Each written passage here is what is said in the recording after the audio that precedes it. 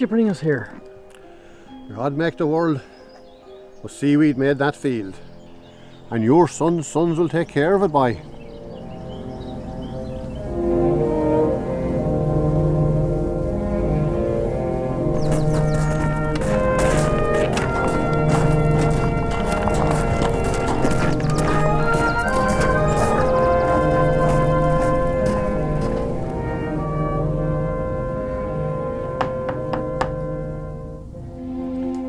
Evening, ma'am. Here's the rent for your field. Thank you, Mr. McCabe. You've an anniversary that's coming up soon. I have 10 years next week. It's a long time for a woman to be in mourning. Long enough. What use is the field to you without a man to farm it for you? No use. You see, I'm making arrangements for Tig to be settled. Did you ever think of selling the field, ever? You know right well I've no son of my own, and I think about it all the time. You know, I'll be in good hands. Excuse me, ma'am.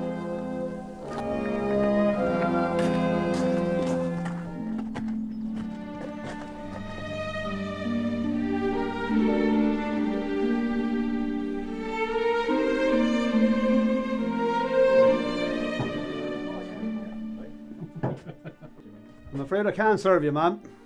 I'm not here for a drink. I want to sell the field. So that's the Bull McCabe field. It's my field, he rents it. It was full of rocks when he got it, ma'am. I want it sold by public auction. Thank you, ma'am.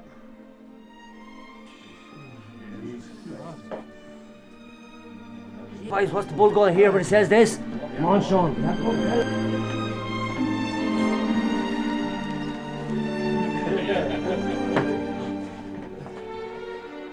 So, she's putting up the field. That's right. On the first day of October, by public auction. Public auction? What'll happen? Men will make bids. Bids? Bids for my field? Sure, who would insult me by bidding against me for my field here in Durrow Ballinamere? Might be outsiders, Bull. Outsiders? Outsiders? Are these the same outsiders that took the corn from our mouths when the potatoes went rotten in the ditches? Take it easy, Bull. Are these the same outsiders that took the meat from the table as we lay in the ditches with our grass juice running green from our mouths? Ah, no, Bull. Are these the same outsiders that drove us to the coffin ships, that scattered us to the four corners of the earth? Are these the same outsiders that watched as the valley ran silent, except for the cries of the last starving child in the land? The English are gone, Bull. Gone? Because I drove them out, me and my kind. Gone, Flanagan, but not forgotten. No outsider will place a bid on my field. Oh, you're the man, Bull. Well said, Bull, well said. You're the Bull, you're the Bull. That's your father, Tig. The widow will get £50 from me for her field. Silly woman. The priest will get his Easter dues. And all will be happy here in Durrow Ballinamere. Here, give everyone a drink out of that.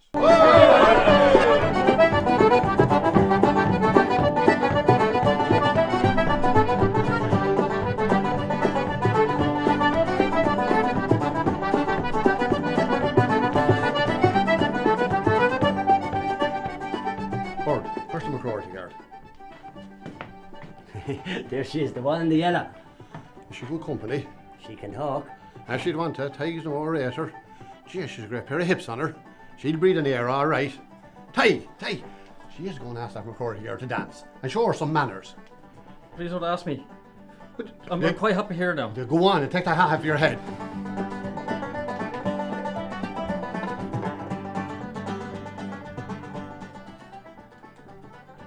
Hello, Kathleen. You look very well tonight. Thank you, Tig. Well, are you going to look up at me? You know you can. Well, are you going to ask me to dance, or are you going to stand there looking at the floor all night?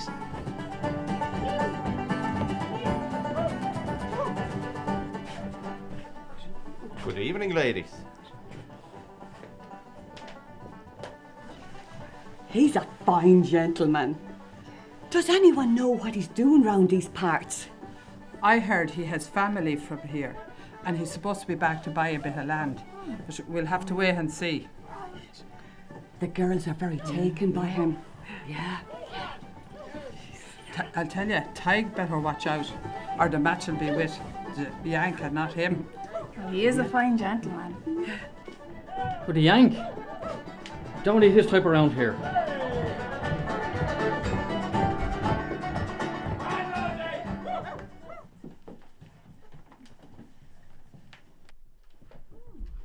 Good evening, ma'am. What you all laughing at? Think I'm not good enough for ye? If you dance with the tinker's daughter, you'll be left with no soil under your feet, sleeping out under the stars. Well, you could do worse. You could do worse than lie under the stars with the tinker's daughter.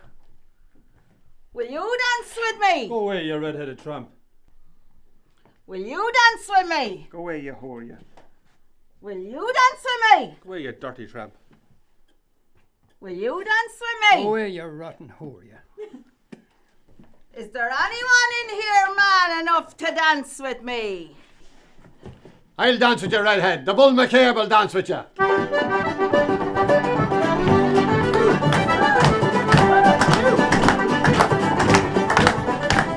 Good evening, Yank. Welcome to Durrow Ballinamere.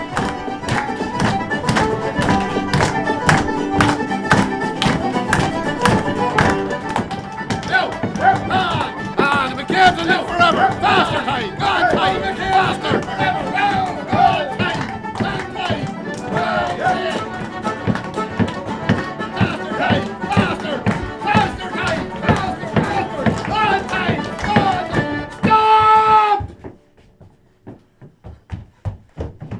Bort, hold him out. Make sure he comes to no harm.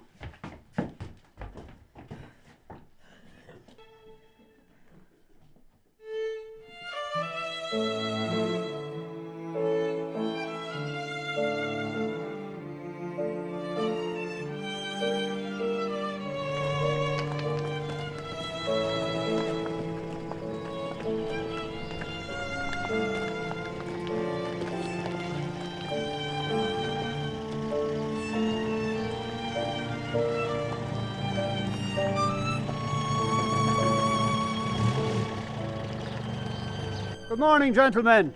Glad to see you all here. Right, Flanagan. Let's get this started and may the best man win. And now, gentlemen, will someone make me an offer for this fine field? This property containing 3 acres. This green, grassy pasture. Come on now. £25. Oh my God. Heard you loud and clear, Mr. O'Donnell. I have £25 from Mr. O'Donnell. Now that's more like it. Any advance on £25? £30. Have £30 from Mr. McCabe. £30. Any advance on £30? £35. £35. I have £35. Any advance on £35? £40. £40 from Mr. McCabe. Any advance on £40? £45. £45 from Mr. O'Donnell. I have £45 going once. I have £45 going twice. £50. £50 from Mr. McCabe. Is this to be the last bid of the day? I have £50 going once. I have £50 going twice. £55. £55. £55 going once. £55 going twice. £60. £65. £70. What are you doing? You haven't got that money. Oh, shut up, you lug. £75. £80. £80. £80 going once. I have £80 going twice. Stop! This field will not be sold for £80. There is a reserved price on this field. I'm putting a reserved price of £100. This is my field. I'm selling it and I'm going back to my own people. Let her through, let her through, let her through.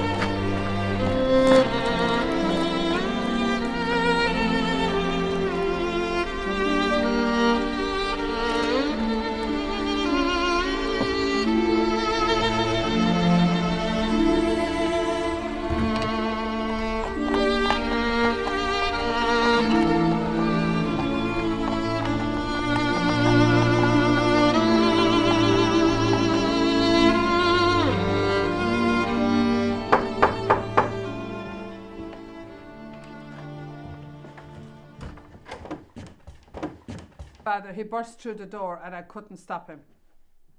Thank you, Rose.